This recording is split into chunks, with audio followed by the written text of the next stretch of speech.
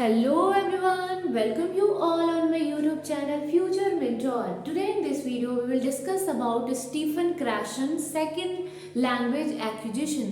आज इस वीडियो में हम देखेंगे स्टीफन क्रैशन के सेकंड लैंग्वेज एक्विजिशन को, जो कि अभी सीटेट का जो ऑनगोइंग एग्जाम चल रहा है उसमें पूछा जाने वाला टॉपिक है। इससे रिलेटेड क्वेश्चंस पूछे जा रहे हैं, तो आइए हम देखते हैं कि क्या है ये टॉपिक। तो सबसे पहले स्टीफन क्रैशन, जो कि एक अमेरिकन लिंग्विस्ट है जिसे हम हिंदी में भाषाविद कहते हैं, वो एक एजुकेशनल रिसर्चर भी है जिनका मानना है कि बच्चे जो है वो सेकंड लैंग्वेज को भी अक्वायर कर सकते हैं, द्वितीय भाषा को भी अर्जित कर सकते हैं। जबकि हमने क्या पढ़ा है कि बच्चे सिर्फ फर्स्ट लैंग्वेज को, अपनी मदर टंग को अक्वायर करते हैं, लेकिन इनका मानना है कि बच्चे जो है वो सेकंड लैंग्वेज को भी, टारगेट लैंग्वेज को भी क्या कर सकते हैं, अर्जित कर सकते हैं।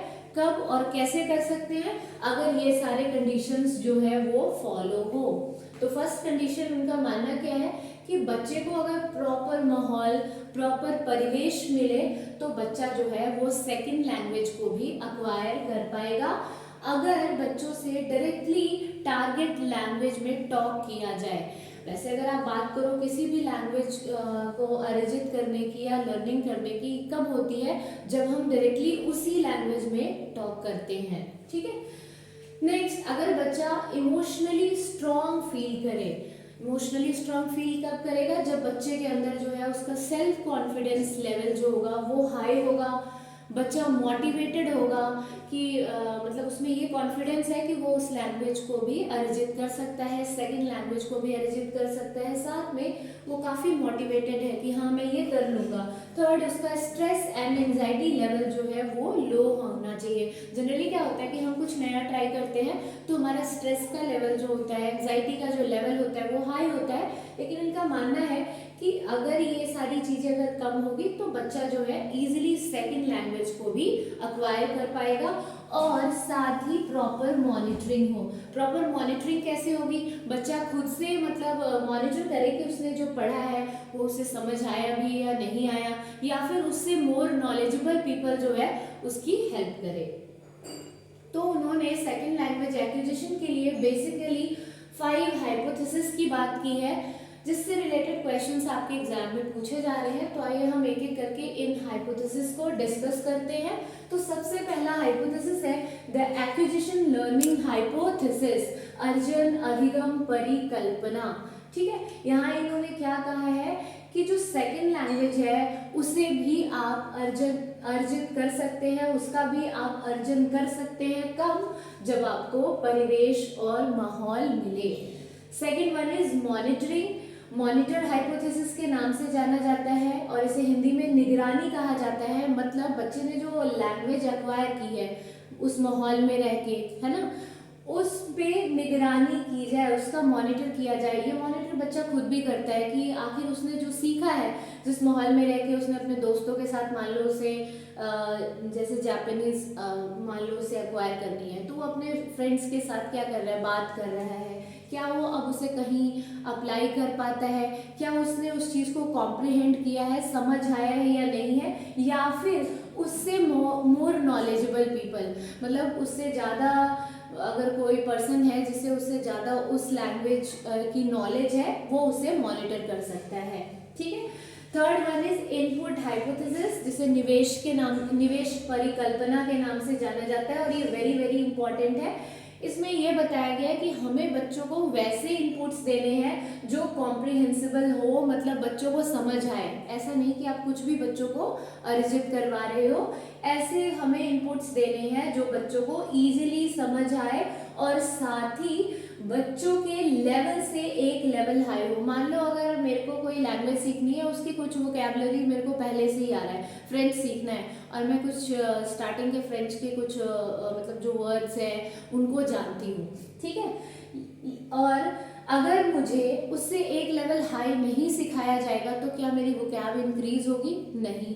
क्या मैं उस लैंग्वेज को उस तरीके से सीख पाऊंगी जिस तरीके से मुझे अपना मदर टंग आ रहा है? नहीं। तो यहाँ क्या करना है कि बच्चों को जो हाइपोथेसिस देनी है वो बच्चों को समझ आना चाहिए और सिर्फ एक लेवल हाई होना चाहिए, एक स्तर ऊपर होना चाहिए। और ये जो वोकैबुलरी है वो हम बच्चों को कैसे इंट्रोड्यूस करेंगे, तो थ्रू रियल लाइफ ऑब्जेक्ट के थ्रू हम कर सकते हैं, ऑडियो विजुअल एड्स का यूज करके हम कर सकते हैं ताकि बच्चों को इजीली समझ आए।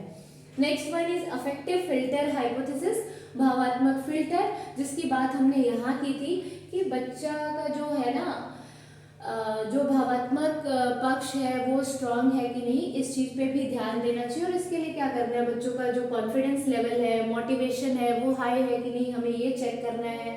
बच्चों में स्ट्रेस और एंजाइटी का जो लेवल है वो लो है या नहीं है। साथ ही उन्होंने लास्ट वाले में क्या बोला है, लास्ट वन इज प्राकृतिक क्रम नेचुरल ऑर्डर हाइपोथेसिस, मतलब हमें जो बच्चों को लैंग्वेज सिखानी है उसका एक नेचुरल ऑर्डर होना चाहिए। वो जिस तरीके से अपनी मदर टंग को सीखता है ठीक उसी तरीके से वो इस भाषा को भी अर्जित करे, है ना, उसी क्रम में हमें ले जाना है। और उस क्रम का नाम क्या है, जैसे आप जनरली आपको पता भी होगा, LSRW, ठीक है, तो इसी क्रम को हमें फॉलो करना है। So this is all about second language, Stephen Krashen second language acquisition. Question जो पूछा जा रहा है आपसे वो इसी से पूछा जा रहा है कि ये कौन सी 5 परिकल्पनाएं हैं और किस परिकल्पना में क्या लाई करेगा, ठीक है। तो यहाँ आपने मेनली क्या देखा कि इन्होंने बताया है कि हम सेकंड लैंग्वेज को भी एक्वायर कर सकते हैं, कब, जब हमें वैसा माहौल मिले, जब बच्चों को वैसा माहौल मिले, साथ में उसकी प्रॉपर निगरानी की जाए, उसको जो इनपुट दिया जाए, जो उसमें निवेश किया जाए, जो ऐड ऑन किया जाए वो कॉम्प्रिहेंसिबल होना चाहिए, बच्चों को समझ आना चाहिए, साथ में जो उनका लेवल है उससे सिर्फ एक लेवल हाई होना चाहिए। और साथ ही हमें ये भी चेक करना है कि बच्चों में जो स्ट्रेस का लेवल है वो लो होना चाहिए। ऐसा नहीं कि बच्चा जो है सेकंड लैंग्वेज को लेके बहुत ज़्यादा मतलब स्ट्रेसफुल कंडीशन में है, और साथ में बच्चा मोटिवेटेड है या नहीं, उसका सेल्फ कॉन्फिडेंस जो है वो हाई है या नहीं। और इसके साथ ही सबसे ज़्यादा इम्पॉर्टेंट ये भी है कि हम उसको उसी तरीके से सिखा रहे हैं लैंग्वेज को जिस तरीके से वो अपनी मदर टंग को उसने सीखा है। और कैसे सीखा है, तो अनकॉन्शियसली सीखा है उसने, अचेतन मन में सीखा है, उसको अलग से सिखाने की जरूरत नहीं हुई है। तो जिस तरीके से उसने अपनी मदर टंग को सीखा है ठीक उसी वे को हम फॉलो करेंगे। तो आई होप सो आप सभी को ये वीडियो पसंद आया होगा।